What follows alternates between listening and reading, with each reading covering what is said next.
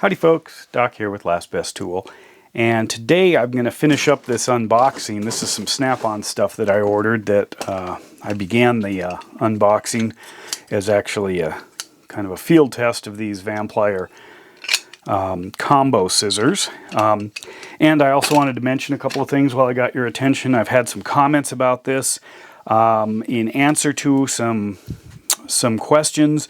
It does appear that when it's on and you switch it to a different color temperature, like I'm at the 4000K here, that I can dial it up and down through the temperature range as far as the total number of lumens coming out at the different temperatures. I'm not sure if it's also 1000. It seems to be the brightest on the whitest. Also, this thing, I cannot figure out any way to keep this thing open. There just does not seem to be, turn on a better light here, but any way to lock it. So the photos on the Snap-on website show it sitting in kind of an open position, and I don't see how you could do that without putting something in here to wedge it open. And as I continue to use it, I continue to like it, except it is just so easy to turn on. It should be much harder to turn on than turn off, because you just tap this thing and it's on. And it's the entire button, which is kind of a pain. It includes this, so it's a huge target that sits almost flush, or about flush. So I can just hit the back of it and turn it on. So Snap-on, if you're watching, just maybe put something else in the way so it doesn't pop on quite as easily. Anyway, onto this thing. So what do we have? I've already opened it up, but I'll go through the motions. We're going to start out with socket rails. Now these are not very exciting, but they sure are affordable. And what I did is I'm kind of building out my sockets in special sets. So I got the 1/2 inch, the 3/8 and the 1/4 in socket rails, and I got an extra 1/4 and an extra 3/8 here. But then I also ordered extra clips. So these clips allow me to either cut these things and make different sizes for different uses, or to add on beyond the standard set of, looks like there's 2, 4, 6, 8, 10, 12, 14 on here. I don't know if that's standard. We can count this one. So we got 2, 4, 6, 8, 10, 12, 13 maybe. So anyway, so I got extra clips. These are really affordable. I think it's like $3 for 20 of them or something. 24 of them. Now something kind of interesting I was looking at is they've got package dates on them. So these are halves, and the half here on the package date is September of 20. This one here also September of 20 for the 1/4s, and 3/21. So this one's recent, March of 21, for the 3/8. So that one apparently was in greater demand because they've sold more of those. This is the 3/8 rail here. This one, 6/20, so June 20th is when that was packaged. The 1/4 inch was the 21st, or February of 2021. Same with that one. This one here, we go back to the 20th, 6/18/2020 for the 3/8. But then when you get to this half, this goes all the way back 8 to basically August of 2019 is when that one got packaged. So it's been sitting in the warehouse for that long. Kind of surprising. I'm not sure what's up with that. But thought that was kind of interesting. Onward and upward. Go ahead and do this guy here. This is the next one. Look at that. This is a Snap-on it's a 3/8 drive, kind of an adjustable crowfoot. So if I took a ratchet here and inserted this, what I've got is a wrench. You've used crowfeet before. This one's the adjustable side, just like on an adjustable wrench. Allows you to put the socket driver or the ratchet on the this side or this side. You can't put it here, although there are some crowfoot, some older styles that also give you a third placement. So you'd want to adjust this in order to apply the proper directional force.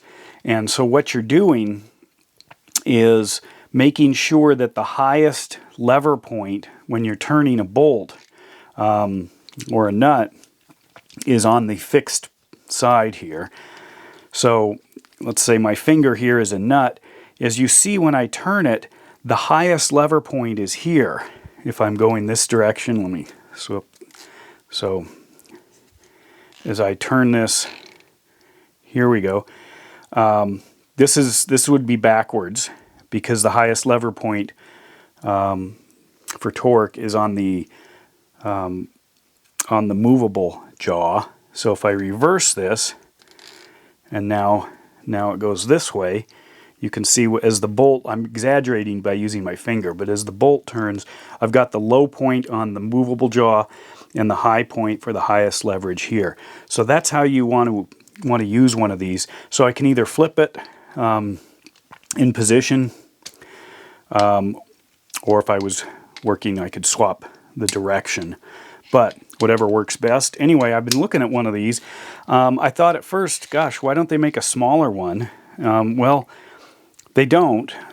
However, if you look at the range, this goes from 0, obviously, all the way out to over an inch. You can see here, I'm screwing this out to beyond an inch here, maybe close to a quarter, and then if I flip it to the metric side, I am at about, looks like 20, there's 25, 26, 27, 28, 29, something like that. That's pushing it though, if you're out that far. What's interesting here compared to a regular wrench, it obviously doesn't have the spinning wheel down here in the worm drive. Instead, it's got that built in. Both of these sides spin, so you can adjust it from this side as well. Silky smooth. This is made in Spain. It's got a kind of a new Snap-on logo. Newish. And you can see this is the ADCF8. So I will get back to you on a kind of a quick tabletop review of this after I use it. But again, it's part of my kind of minimizing effort here, where I want to play around with, you know, some usable tools across larger spaces. And in that same vein, here are the other pieces I have got from Snap-on. We'll start out with these. What these are small flip sockets. Now I've seen much larger flip sockets, especially lug nuts like 19 and 21 flips, and I've got some of those, but these are actually, this is a 14 and a 12. You can see that it's upright for the direction, so if I turn it over, it's upside down except for the 14 because that's the side that would hit here. So what these do is I can take a 1/4 inch driver, just drop it in, and then ta-da, I've got an 11, or I've got a 12, I've got a 14, and then with this one I have an 8 and a 10. 8 and 10. There we go. So with just these two sockets, I have the equivalent of 4 sockets, but also these particular sizes are the most popular. In fact, this 8, 10, in fact the 10 alone, of course, is 8, 10, 12, and 14. And they do make 2 more of these. I think they make a 13, 15, and a 17, 19. 13, 15 is also a 1/4 inch drive. 17, 19 changes to 3/8. I'll see how I like them, but for most things, these are very thin-walled 12-point. I don't know what cranking on a 19 would be like, but I wanted something effective, simple, quality, and again, in that theme, kind of reducing. And I'm just playing with that, kind of exploring it. Another thing I got here are some bits. I got 2 diamond bits. These are the This is the number 2 Phillips. Can never have enough of those. And the T25 Torx, and that's because it's the most common size on a lot of stuff I work on. So I got 2 of those, and then I got a set of the metric hexes. I got a 6, 5, 4, and 3, which are some of the most popular sizes of the stuff that I work on. They don't make these, as far as I can tell, in diamonds, which is okay. And so then I'm going to put them to use kind of in the these snap-on boxes that I got as I build out a particular case of the most used tools in my world. So I'm going to put a slotted in here, and I haven't decided for the last one. But anyway, that is my Snap-on tool haul at the moment. I did also order one of their small flexible magnetic pads that they recently came out with. Basically, it's like a magnetic dish, except it's just a soft pad. And the back order on them when I ordered it was into December. So I kind of was joking with CP, the tool addict, that basically I sent myself a Christmas present, in December in the future. By ordering one of those. It's back ordered till December, so it'll show up then and it'll be like, oh yeah, I remember ordering that, thank myself for it. But I just got an update. Now they're looking at November for when they will actually have those pads shipping, and my guess is it might even be sooner than that. But anyway, I will get back to you on these tools here after I get a chance to use them. I'm kind of excited, and I usually don't see these things, so about the only way I get to play with them now is either find a truck or order them and explore them myself. Anyway, with that, Doc out.